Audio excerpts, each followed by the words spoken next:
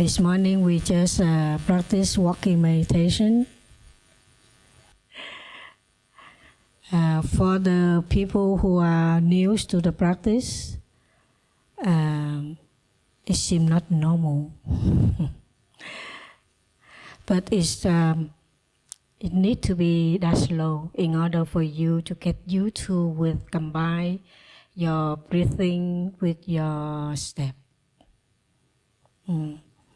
It's not easy to combine the walk and the breathing at the same time.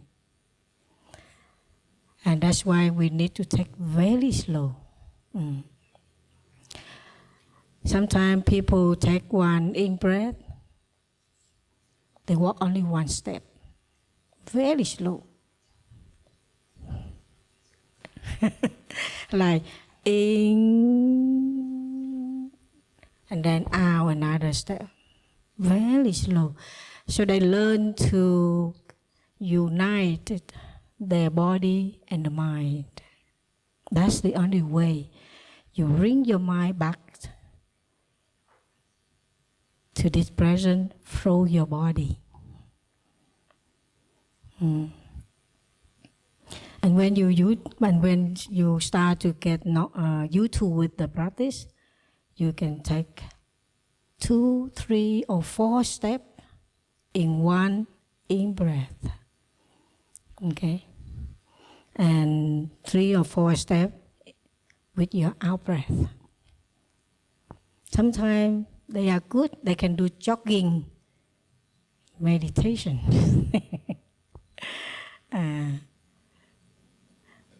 So you have to learn to take your slow step first with your in-breath. And when you do the sitting meditation recently, the only thing you need to do, just sitting and breathing. Don't think of anything. Just learn how to bring your mind back to your body while you're breathing. And aware of the belly rising and falling every time you take the in-breath and out-breath. The practice is helping us to combine our body and the mind. Because living in the social, we had the tendency do things, thinking things, working things without realize that the body are doing it. Sometimes you walk, but you don't know that you're walking because you are full of the project in your mind. You just recognize your body until you get the news that you got cancer. That's the time you start to think about your body. We should not wait until that time.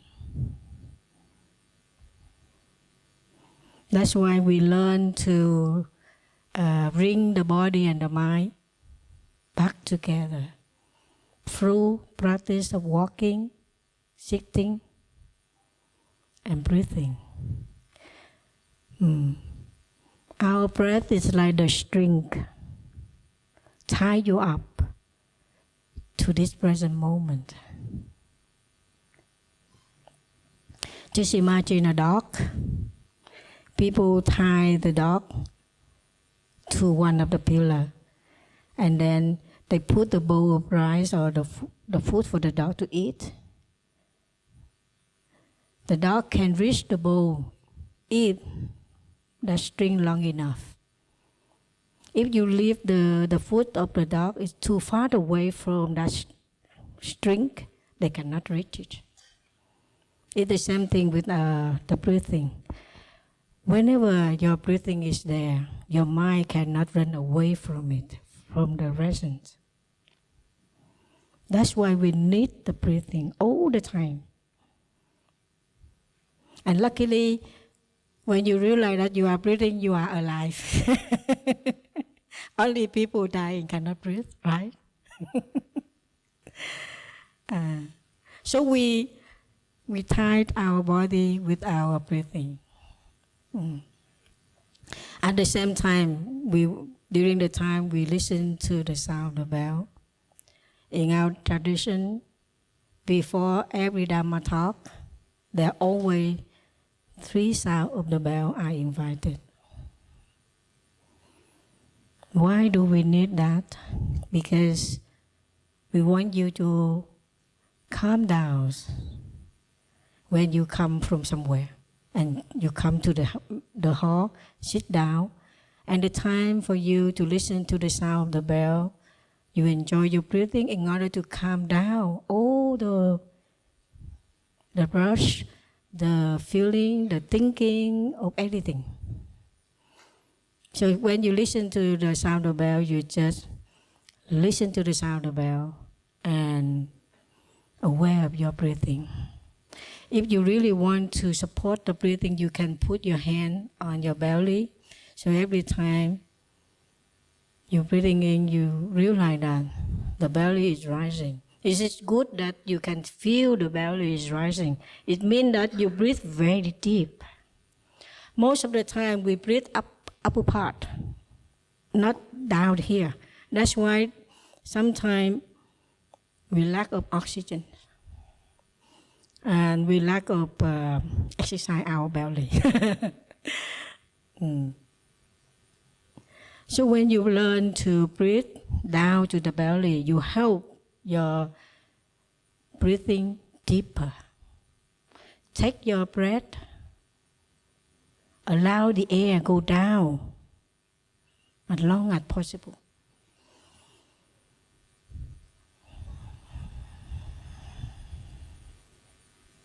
So you feel every time you're breathing, your belly rising. And you feel every time you breathe out and the belly falling.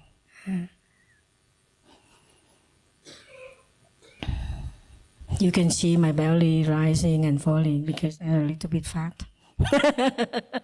So it's easy for you to see. Some of our brother and sister, when they demonstrate the breathing, and no one can see it because they're so thin. They don't have belly like me. So it's easy for demonstration with me. And also when you learn to practice, you have to remember, practicing in order for you to have joy, to have peace, calm and relax. If you practice and you don't feel joy, you don't feel peace, you don't feel calm, you don't feel relaxed,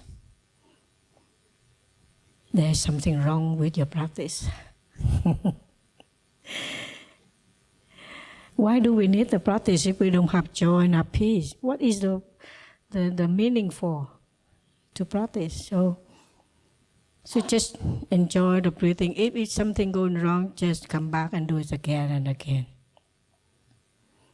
If you're sitting and you get numb on your leg, just change your leg.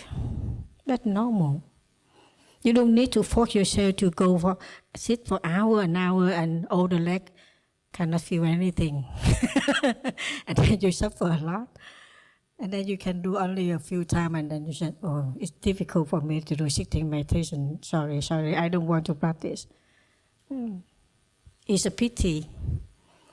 If it gets numb, changing your leg, easy. It's my leg, so I can do anything. The only thing that you're just aware what happened to your body. Because when you practice, you have more awareness to your body. So you don't hurt your body. Don't fight with your body in the practice. Find a way to be harmonized with your body while you are practicing. Okay? And that, like I said, when we practice, we have to be joyful.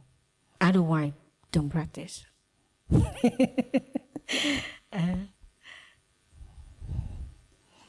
Okay?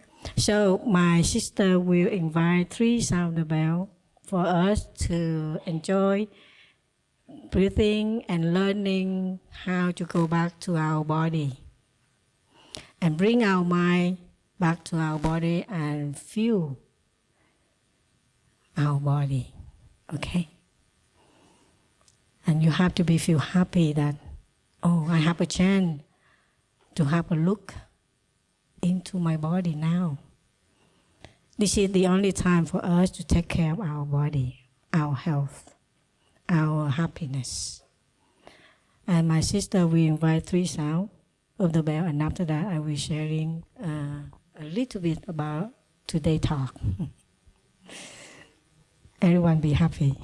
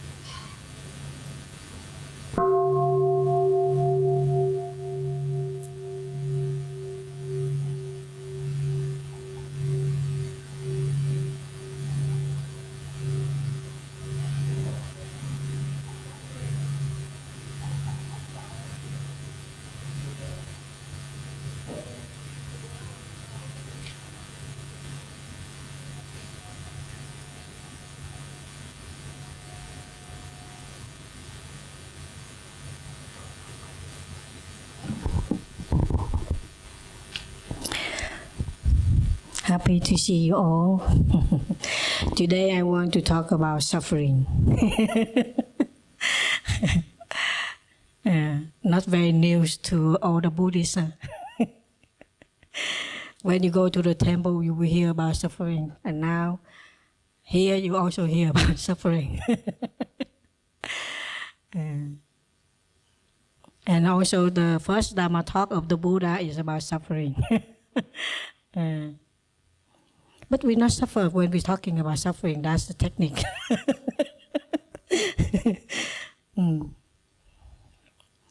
Why we have to talk about suffering?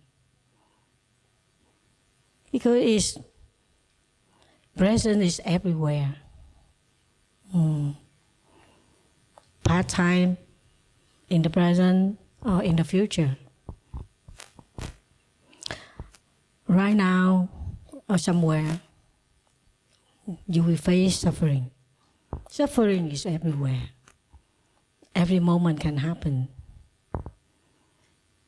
But why are we still talking about suffering? Because we don't know how to get out of suffering. That's why we have to talk about suffering.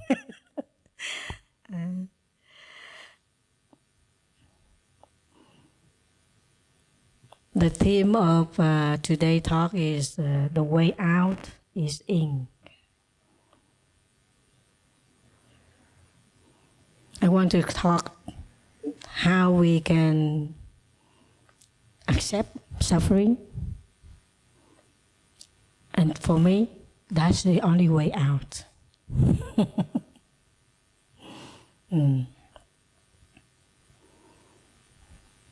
Sometimes we didn't know how to accept it. For example, everyone are growing old. If you live quite long, you become old. But no one to accept to be old. They try many ways to make them look younger.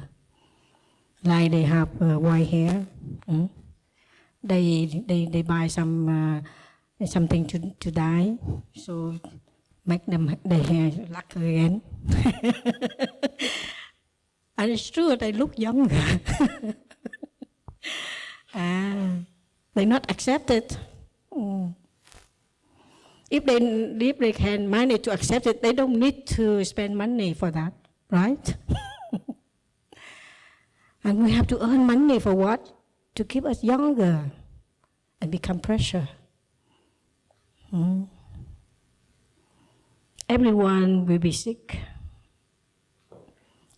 If you are good health right now at young age, but when you get older, your body starts to disease.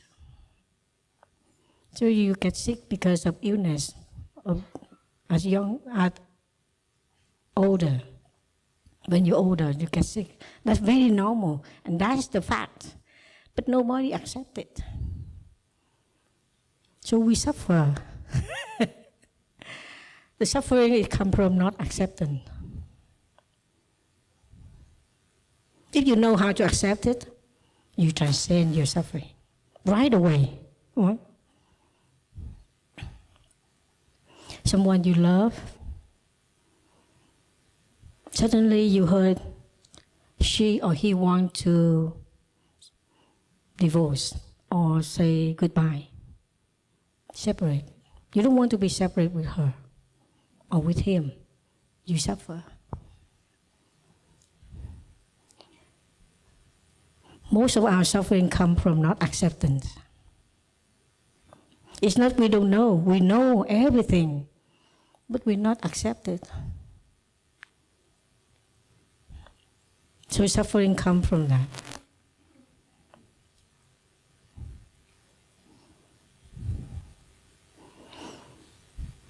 Why we have to wait until things happen, and then we try to hold it back. Buddha said about impermanence.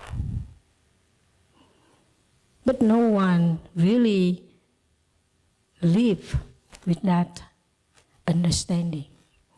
Our understanding about impermanence is just philosophy, not true understanding. You know impermanent, but just on theory, not reality. So most of us are very stubborn head. You know it, but you not accept it. What can we do?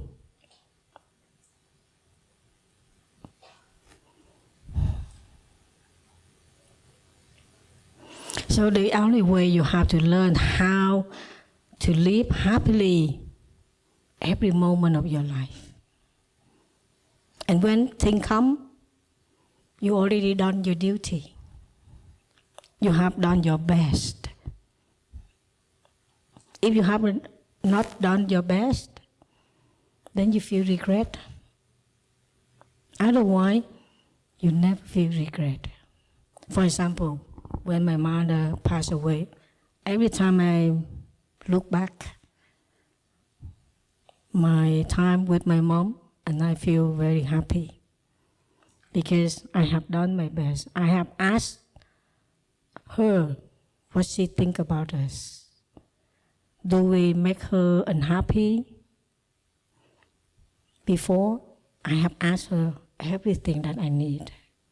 And I got all the answer from her. So I feel very happy that my mom told me that she never upset me in the past. So even now she wasn't here, and sometimes I'm thinking about my mom, I feel very easy. Because we know we cannot live with our loved one forever. That's for sure. Not because of separation, but because of some disease, like for example, the COVID time. During the COVID time, I lost my younger brothers. And I also feel very happy because during the time he was alive, I have done my best as a big sister. I always show my love to him, asking him a lot of things that he needs me help or not. And we have a lot of talking together, intimately. And I also feel happy because I have learned how to do hugging meditation with all my family members. That's not YouTube for the Asian people. As the Asian people, we very shy to do hugging meditation to our parents, our siblings. But I have done it. I have break through my shyness in order to do something that I want to show that I really want to show my parents, my brother and sister that I love them. I really care for them. And not just my thinking or my feeling only. I want them to see my action. So I do it. At first time, it's very awkward. We are like a tree and just stick together. Everyone feel very stiff. But slowly, every time I have a time to go back home and visit my family, I do hugging meditation with my mom, my brother and sister.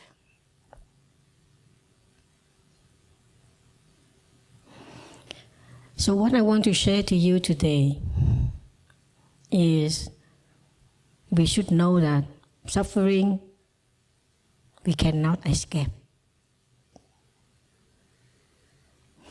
But we can avoid regretting. We can avoid our creep when we have a chance to do it now. Most of the people, they suffer when their loved one pass away. They said, I'm very sorry that I have done that, or I haven't done that to my parent or to my loved one. So when we are still alive here, our parents still alive here, our loved ones still be with us, do it.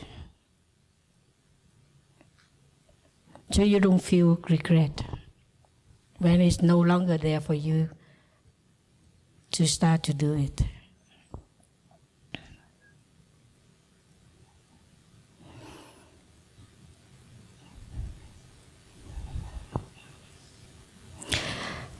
In Lam Village, we have a few practice to renew our relationship within our family, within our relationship with college or friends. And that we call the practice of beginning anew. If you really want to be out of the situation that right now you are faced, you learn to do the practice of beginning anew. So just ask yourself, what do I need to start to renew myself? Because if you want to practice the practice of beginning anew, you need to know how to be anew for yourself first. For example,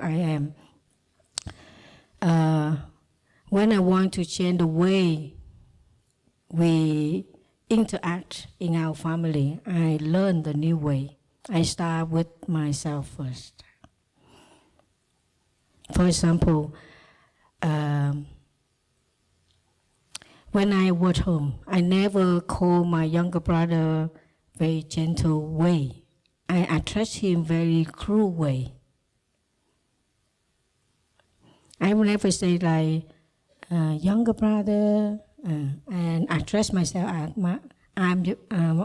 because in Vietnamese we call chị em is a gentle way and a nice way. It's like Chinese they call cơ姐妹tí. In Vietnam, when I'm not a nun, I always call him mày. Mày is mean like, hey, you. But not like, younger brother, something like that. And so I feel very awkward to start to be soft. So I don't know what to do, so I write it a letter first. I write him a letter, and I trust myself the way I want to talk to him, in word, in action, not in writing. But in order for me to start to do that, I write on the letter to telling him that what I want, the way I want to change, to in contact with him, the new way, soft way, loving way. So I try to remove all the words that I know that these words are not helping me reconnect with my loved one. I only use words that build relationship, build love, build understanding. I never use all the words that can create misunderstanding, hatred, anger.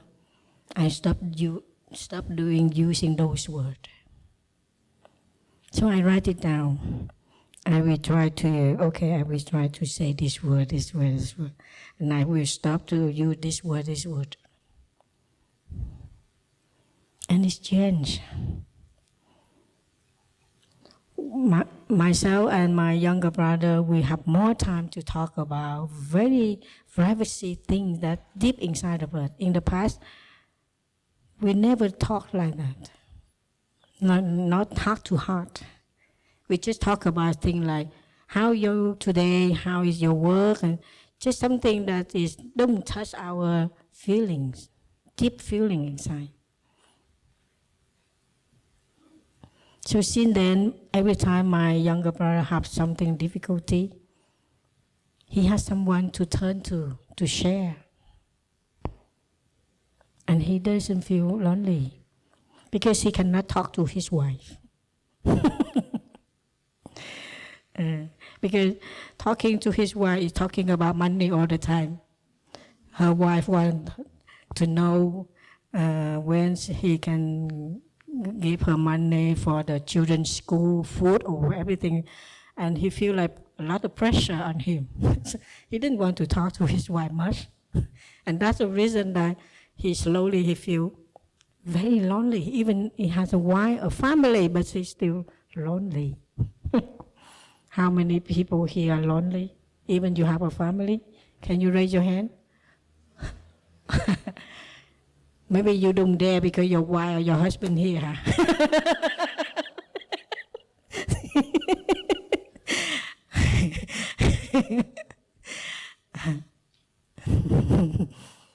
And this is the fact, the truth.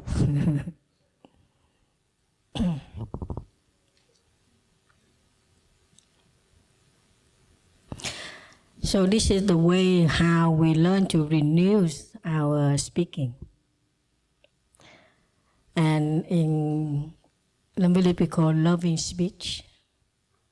A loving speech is the speech that you build understanding, you build love. So use those words only. If you think that you cannot manage to talk when emotions so much inside, then you should rather keep silent. Don't talk. Before I become a nun, I was a very, very, very hot-tempered person. Every time I had a strong feeling, I always kick here and there. And if I open the door, I just bang the door, not closing the door, open the door gently. Because I just so much energy within myself, so I need to make anything very loudly. So I just kick the table, I kick the chair. Every time I pass by something, I want to my family realize that I'm angry, something like that. And that's the way how we express our energy. But now, use that energy, turn that energy into love. Because love is also a kind of energy. But love energy gives you a lot of energy in order to find way to build the happiness. Make your family happier. Energy not losing, it's just changing. That's the law of energy. So use the way to changing all the negative energy within yourself into compassionate energy, love energy. So using your word, like in our precept for the fourth training, word can create happiness, but word also create suffering. So we make your choice. We should make our choice. If you want to live happily, make the right choice.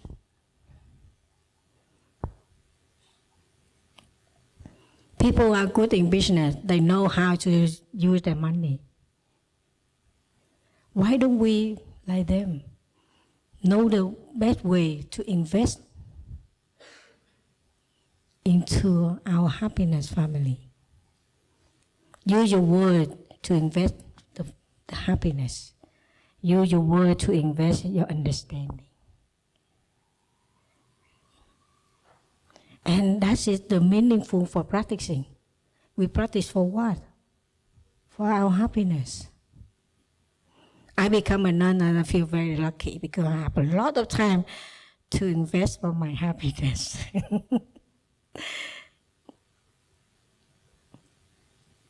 And I want everyone, even you are not a nun, a monk, but you can live that life as a monk and nun to be happy. We really want you with your smile on your face. I hope everyone try from today, every time you go home and you have time, when you look at the mirror, and if you don't see your smile on your face, try to smile before you leave that bathroom or whatever. I also remember when I was first become a nun, our master also taught us to practice smiling. And I realized that, yes, our face is still very stiff. We hardly to smile.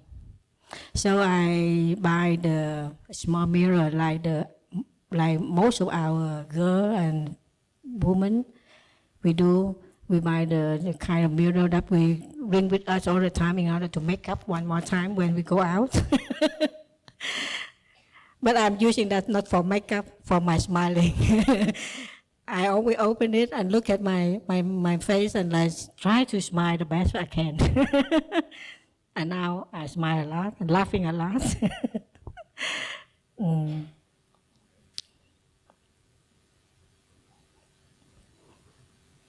You know, when you are able to be smile,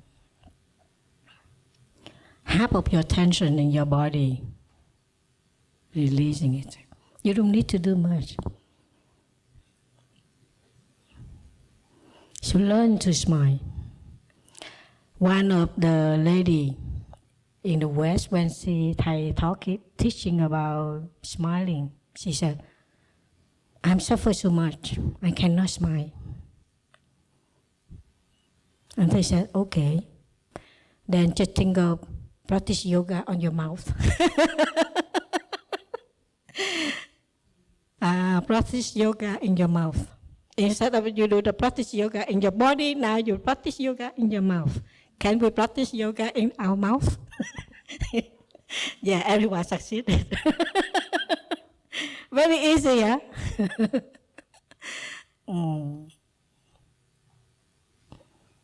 If you practice and you have joy and relax, you go the right track. I saw some practicing very hard. But at the same time, they're very strict. And they make people feel a lot of pressure. The way they practice so strict. And make people have some kind of fear being close to them because they don't know what's wrong they may make.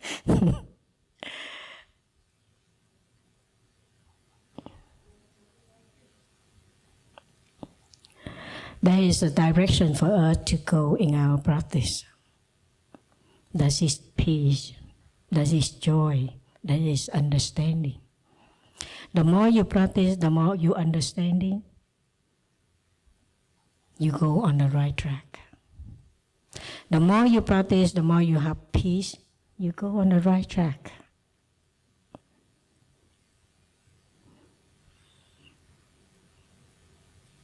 So ask us, I am in peace now. If not, ask yourself, what's wrong? When I live in a community of almost 200 monks and nuns, I have a lot of questions for myself. Every time I encounter some brother and sister, and they have some problem, and I have to find a way to solve. I always ask myself, what is the best way to solve the situation? What should I say? How should I act in order to let my younger brother or my younger sister don't feel hurt, but they can understand why we have to act like that, why we have to say like that, before we confront them. Sometimes I have to spend months in order to meet that sister and to tell her the situation that she faced. Sometimes I have to speak very directly, but I also have to find a way. If I speak directly about her situation, her case, but I don't make her feel hurt afterward, I always question myself. And I'm sure even I do my best, but still some of them feel hurt. Because everyone have a self, ego. No one think that they are wrong. So even you try your best, it's still hurt. They feel hurt. That's why I try my best to do the minimize.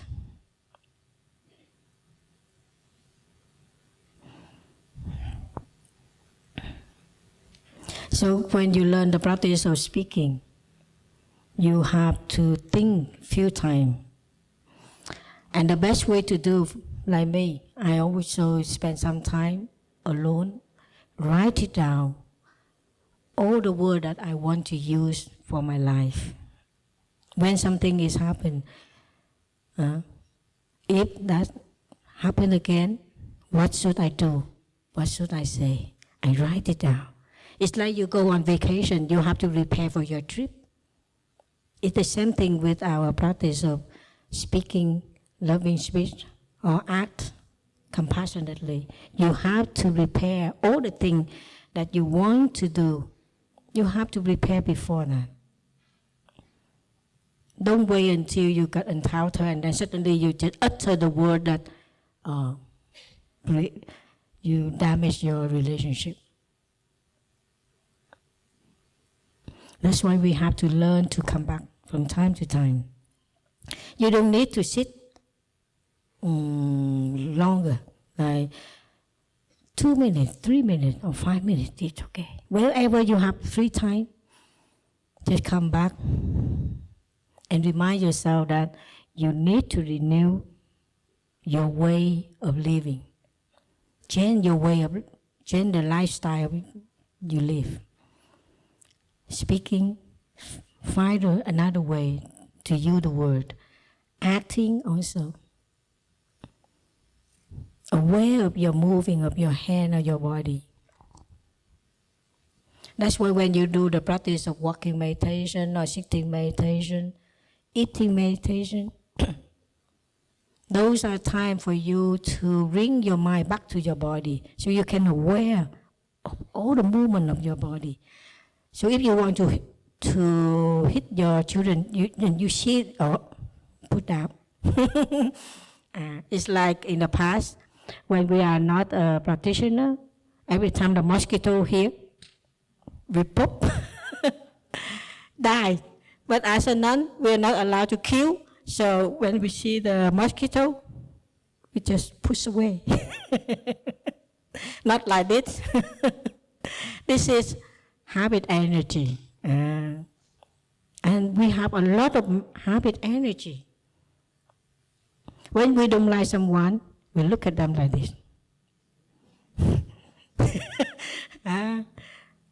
So you have to change your way of looking as well. Everything in your body that you can touch, you can feel, those are negative, remove it. Those that can create misunderstanding, remove it. I remember when I first became a nun, and I don't like some of the sisters. And I look at them with my hatred eyes, I think. I can still see my eye, but I feel it. When I don't like someone, I know my way of looking. I feel it. So when I learn how to be compassionate, and I realize that my eye don't look compassionate towards someone I don't like. So I look down. I don't want someone catch that eyes of myself. Because, for example, if you talk to someone, you two don't like each other, and you see on their eyes the way they look at you, and that imprint in your mind. Even now you feel normal with them, but that kind of eyes, you cannot take away from it. Sin, when you catch it, and it's imprinting your mind, you cannot remove it. That's the difficult removing. There is no eraser that can erase in your mind. So when you understand that, you have to hide it, to keep it. Don't let your loved ones see it.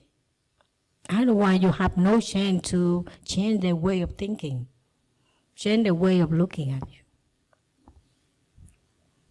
So I've learned every time someone I don't like it, and I don't want to look at them, I look down. So every time I talk to them, I just like this.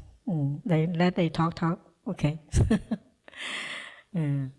I don't turn my back. Because usually when you don't like someone, you turn your back. Those actions of your body, without mindfulness, you don't realize it. Unless afterward. Most people will feel regret because we already talk about that word. We already utter that word because it comes very fast. That's a habit energy. And the practice is helping us to recognize our habit energy. You have to point out what negative energy that you feel that you have it. Change it. That's the way you renew yourself.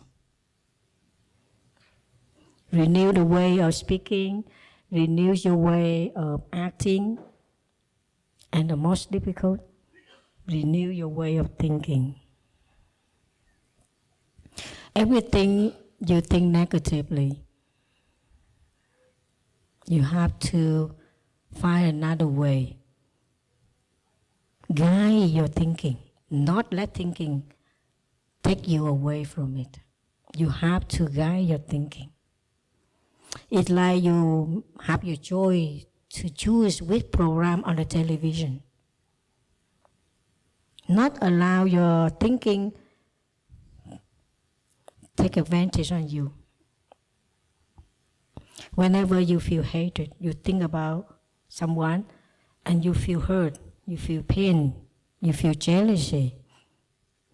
Stop right there and breathing.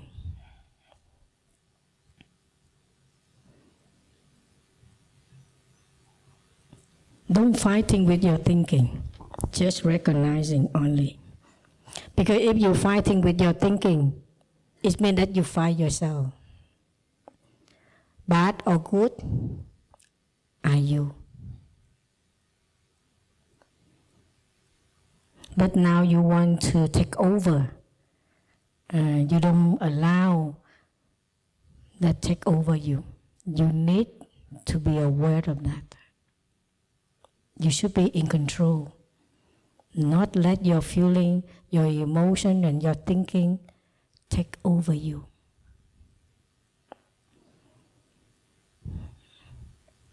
And this is very hard. So if you don't want to be suffer, you always have to ask yourself, it leads me to where? Suffering or happiness? So if you want to change your life, to be happier, choose the right choice. You have confidence on it. I'm sure everyone can manage to do it. But spend every day to practice a little bit, recognizing it. Whenever you remember or practice mindfulness, just come back and do it. Even just 1 minute is okay. In the morning, 1 minute. Afternoon, 1 minute. Evening, 1 minute. It's okay. At least you come back from time to time. And that's the way we train our new habit energy. It's like you're brushing your teeth 3 times a day. Only 3 times a day, but you cannot forget it. Because now you get used to with brushing your teeth after eating. It's the same thing with the practice of changing the new habit energy. Make it into your habit energy. So every time things come up, it's like you're eating, you need to brushing. Things come up, you need to come back. And slowly, you fill up your time of practicing. Now, not only 1 minute, you can practice 2 minutes in the morning, 2 minutes in the afternoon, and 2 minutes in the evening. And slowly, you enjoy it, and you realize that this is very helpful for your life, for your happiness. So you increase it into 5 minutes, 10 minutes, or even go to the toilet, you take advantage on this, practicing it. You can practice everywhere if you want. Because you just bring your mind back to your body, to aware that what happened in my body now, what happened to my way of speaking. Just take a look on it. And slowly you can find out you are out of the situation that in the past you cannot manage to it.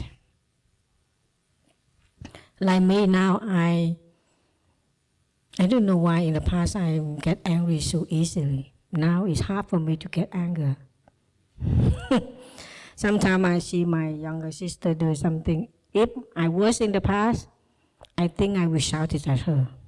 But now, I just shake my head. I don't know why they happen like that.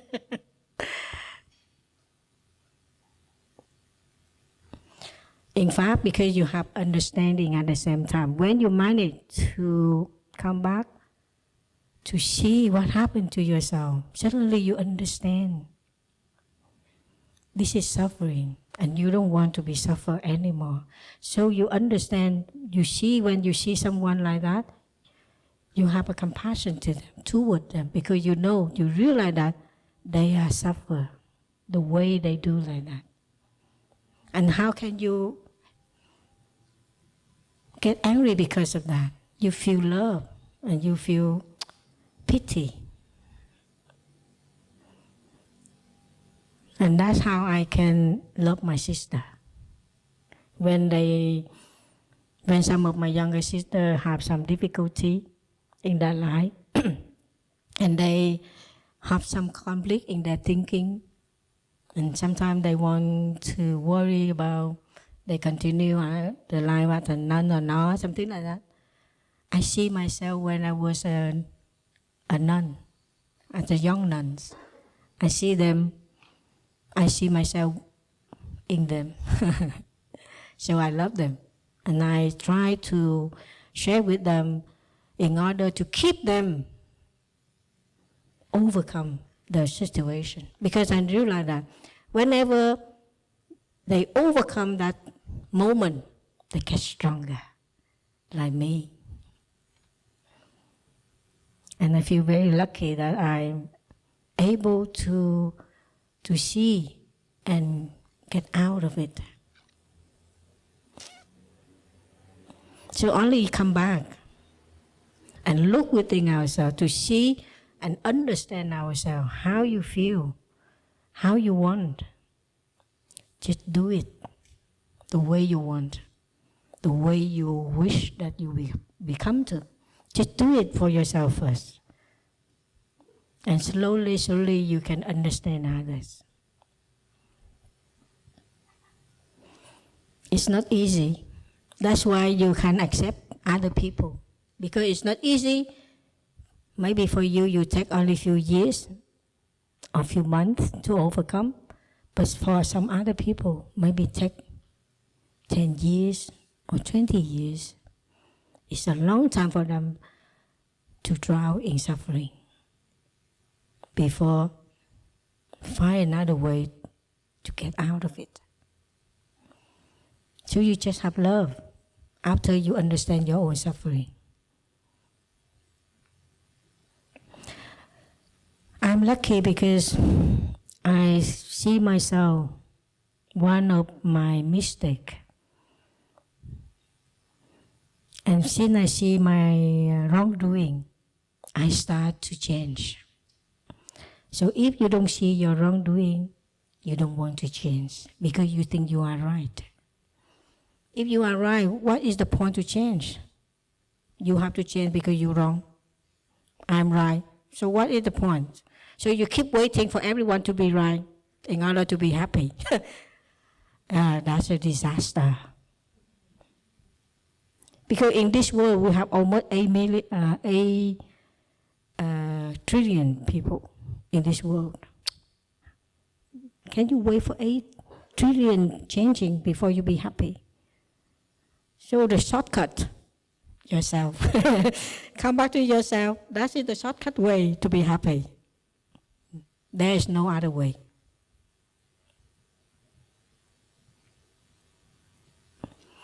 So come back and practicing it. Breathing in. I know I'm breathing in. You have to be in control yourself. Understand yourself. Feel the need that you want. And find the right way that you can manage to be happy. There is sometimes I don't know what to do. Then I stop thinking about what to do. Because I don't know what to do, then stop thinking about what to do.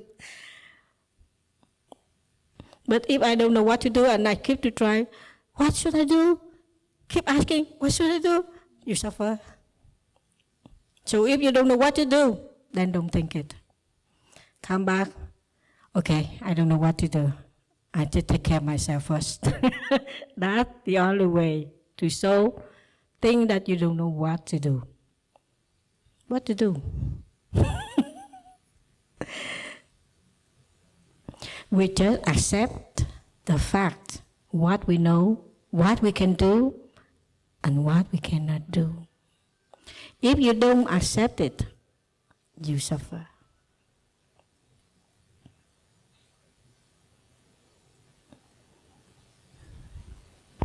So,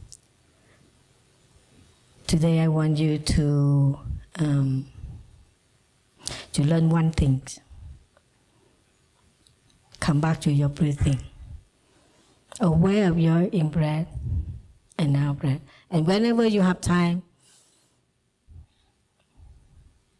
learn how to smile. At least offer to yourself.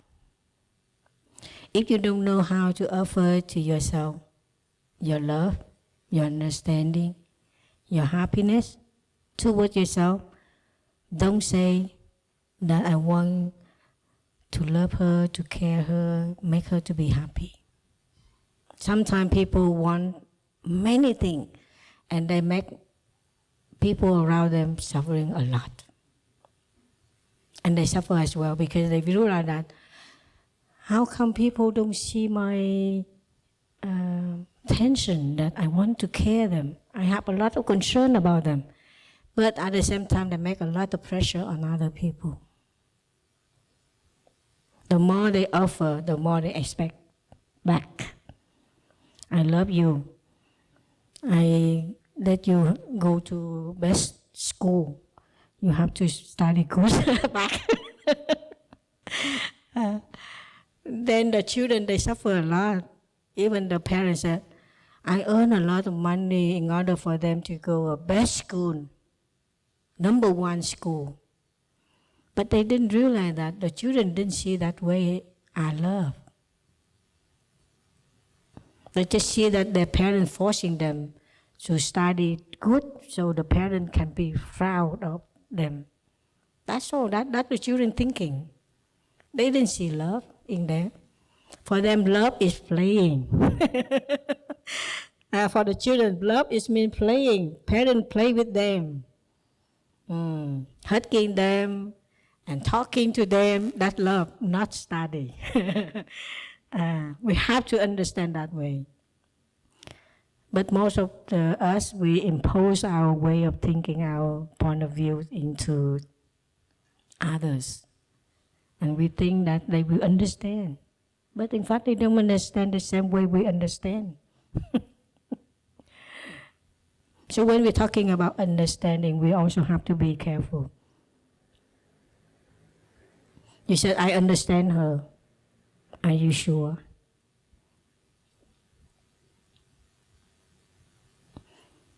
So there are a lot of things that create for our suffering. And that's why we need some time to be reflecting the way we treat other people, the way we live with other people, the way we talk to other people. Don't be sure things that you think that you are sure.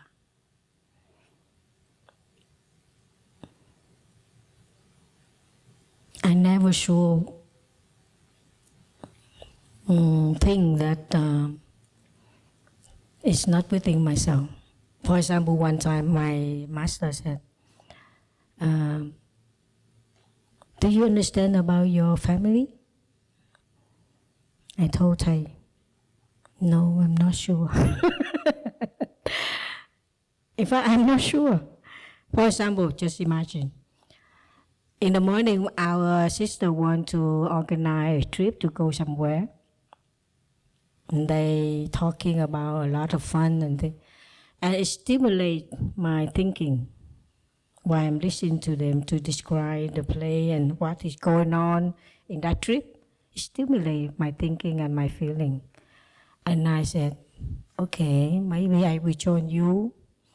But at the time they start to leave, they asked me, may we go? I said, no, I don't want to go anymore.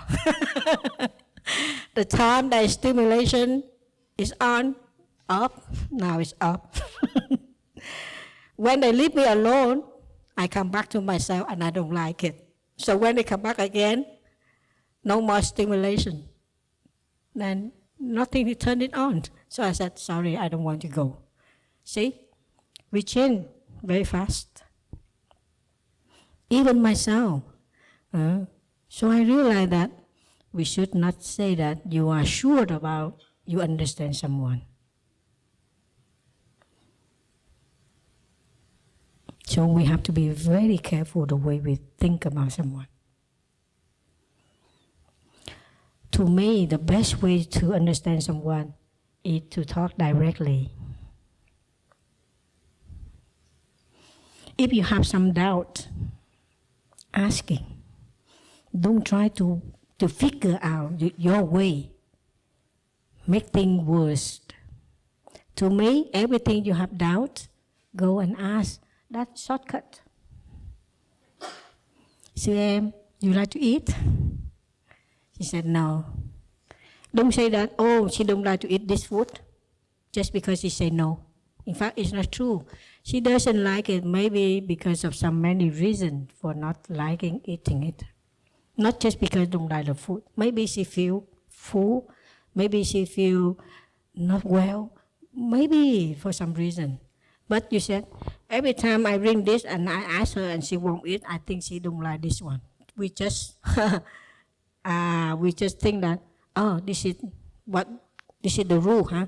If someone offer you a few things, the same thing at the same time, and few times like that, and you don't like it, it means she doesn't like this one. But she never say that she doesn't like it. But we just say she doesn't like it. And next time you never offer that again. And it's a pity that she want to try next time and no more time, no more chance to taste. I just take an example. That's the way we think that we understand people. That's the way we create suffering and misunderstanding. So please change your way of living again, to make sure that you really understand your loved one, you really understand your children, your wife, your husband. Otherwise, keep asking him.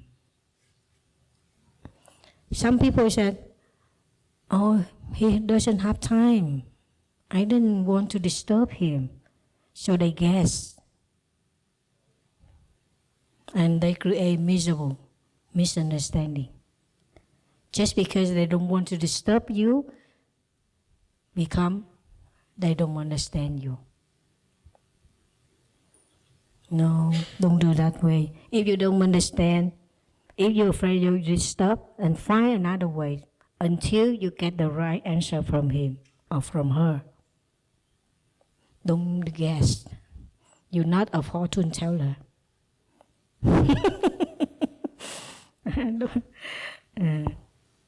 Don't guess. Go straight and ask. I always find that way. If I'm not sure about things, I said I'm not sure. If I don't know, I say I don't know. Very easy to live a life. Just us make difficult. So you have to find a way for you to live easier. If you don't know, go and ask. If you have doubt, go and ask. But how to ask? What to ask? That's the technique. You have to find ways. Just don't say that, hey, what you doing yesterday? It's like you questioning, like a police question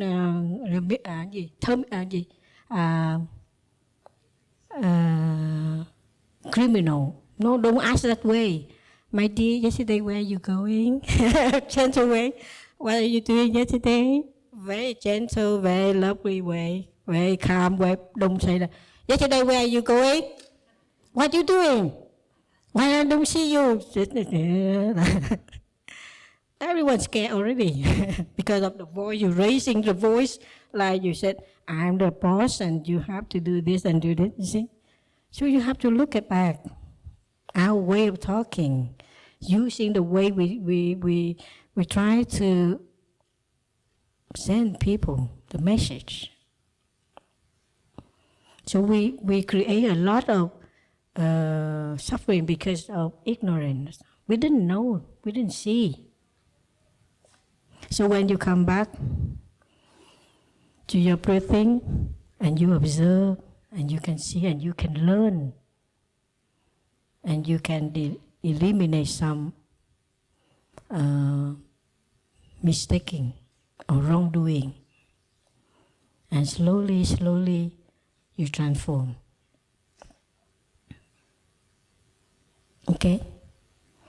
A lot of work for you to do, huh? Mấy giờ rồi? Hả? I don't know, is it enough time? Is it time? Or I have to say something else? Anyone, do you want to have any question concerning about practice or whatever? Or whatever I share that you're not so clear about, you can ask. My name is AB. You already say to stop questioning. So my question is how to differentiate between our assumption and the fact. How to differentiate between assumption and the fact. What's the difference between perception and reality? Yeah. It seems like that. Can you give me one example of your perception or reality, whatever you choose? For example, my thinking make an assumption that he or she doesn't like me, and I do not know. The fact is, he doesn't like me or not. Go and ask.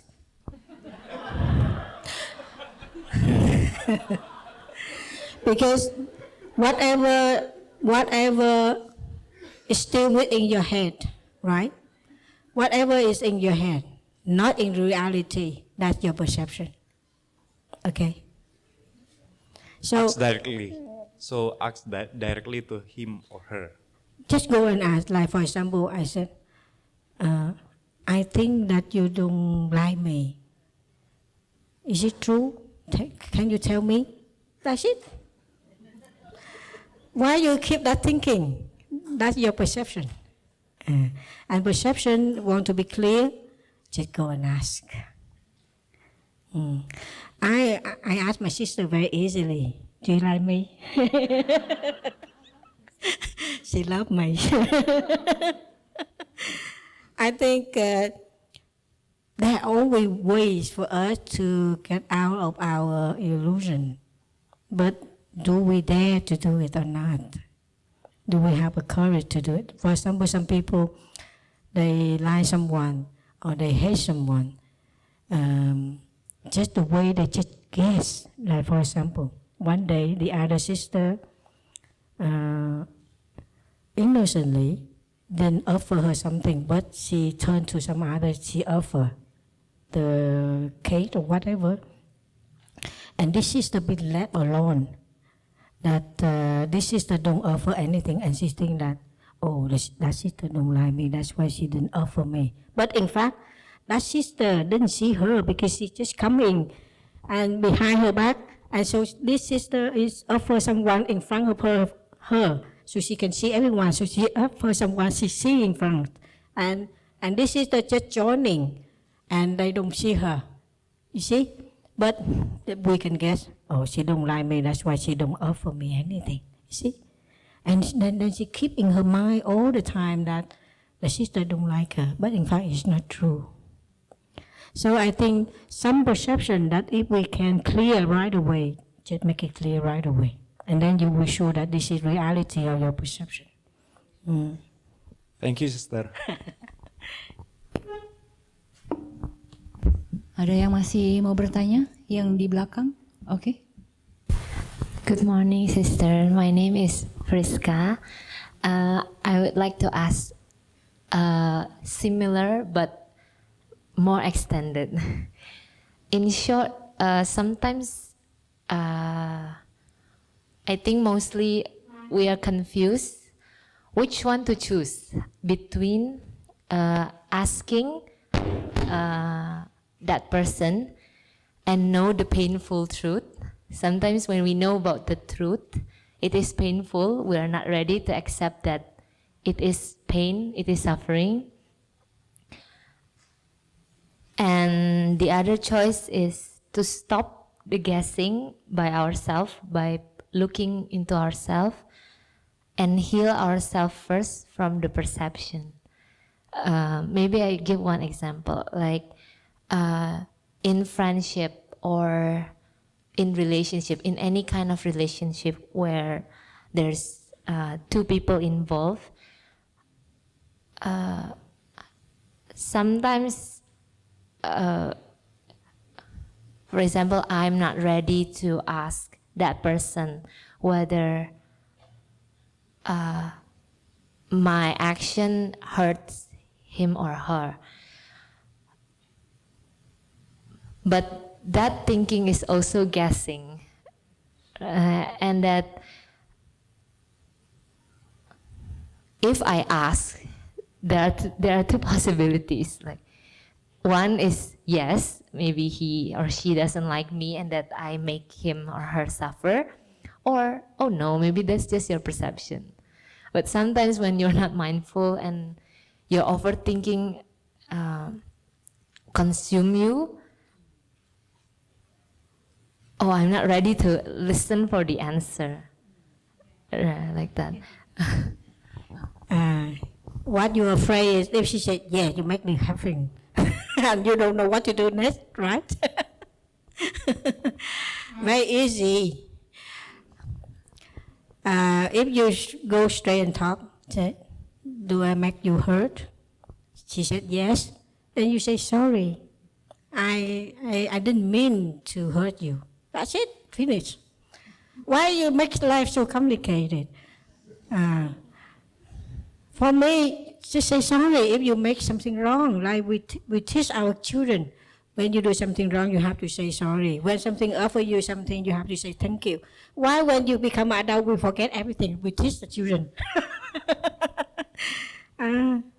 For me, life is very easy. Just live the way we don't feel that we feel regret, like I said. If we have done something wrong, we want to learn to make it right. If we are not sure, we want people telling us.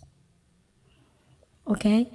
But for me, the perception, if you think that, okay, maybe I'm thinking too much, but you cannot let it go, then you better ask. That's the only way to solve your problem.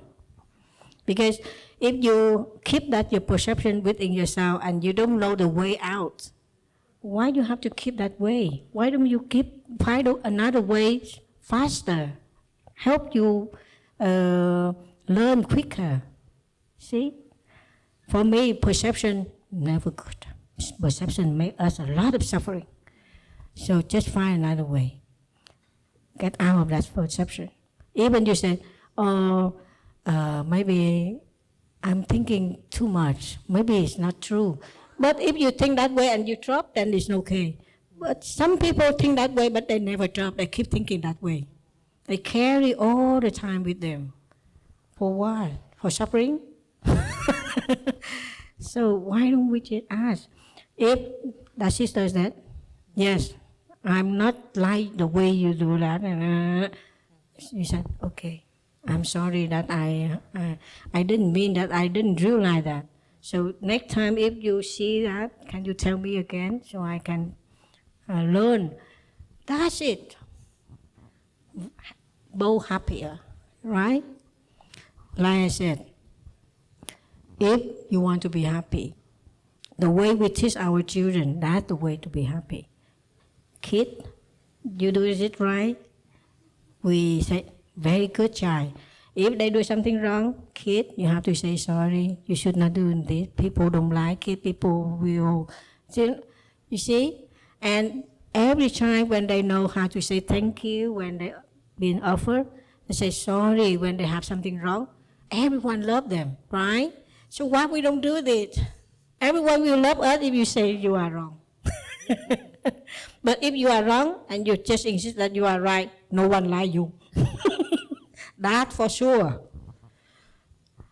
Life is very simple, but I don't know why we turn out like we are the number one always right. That's why we suffer, that's all.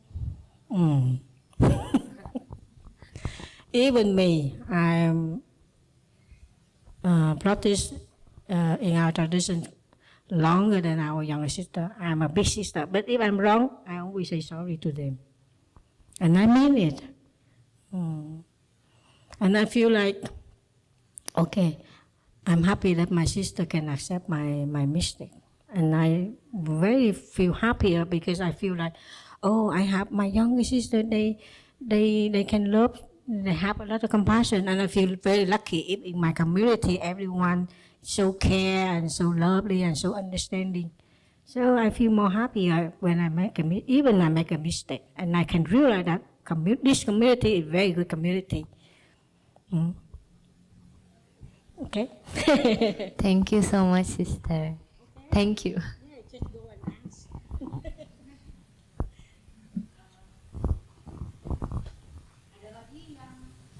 Satu lagi, oke. Cewek semua yang bertanya ya. Oh satu ya, cowok, sorry. Ya.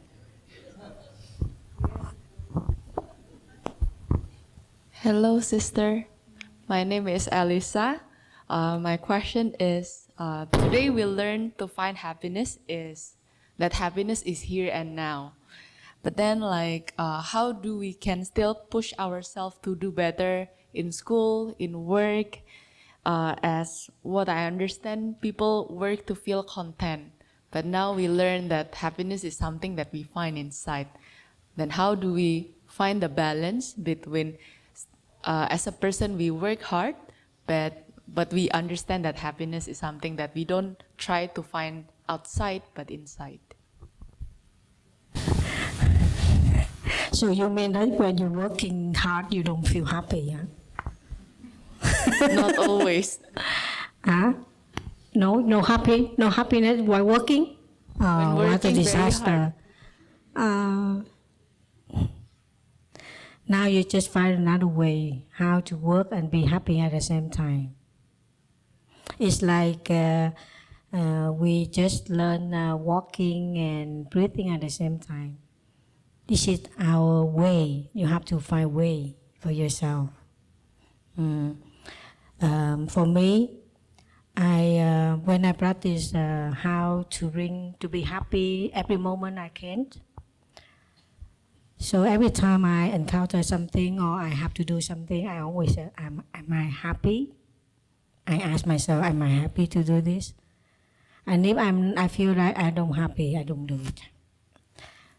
Huh? And then I said, no. If I said I don't happy and then I don't do it, then what about people? They don't like it.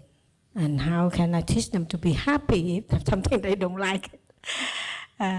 So I said, in that case, you have to think. So you have to use your thinking to find how you can adapt it in the situation that you have to be in. Okay? You have to find your own way in order for you to be fit in that situation. Because if you don't have another choice, and that's the only choice, then you have to turn it into your joyful moment. That's the way you have to find out. For me, I always find a way make me happy, feel happy, and I always have to find an answer for that. Because I said, how come I'm not feel happy, but other people can be happy? So this is my problem. It's not because of the work. It's my problem. I'm not happy of this. But some people are very happy with it. And I see that this is my problem. It's not about the work problem. You understand what I mean?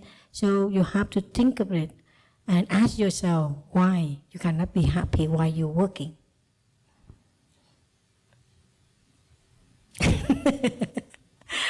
So thank you everyone be here today, and I hope that we enjoy the talk, and I hope that you can enjoy your life and find your own way to get happiness and peace and joy in your life, and learn to live every moment in such a way that you always be happy. Okay?